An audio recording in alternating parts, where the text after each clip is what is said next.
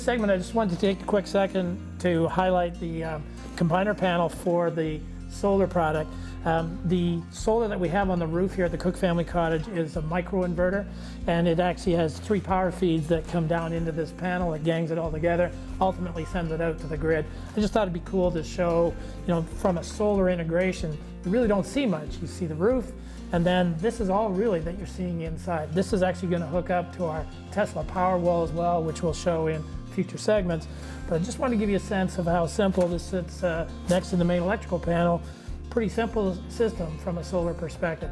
I'm really trying to say to you that solar is not that difficult. You're going to be able to integrate it quickly into your projects.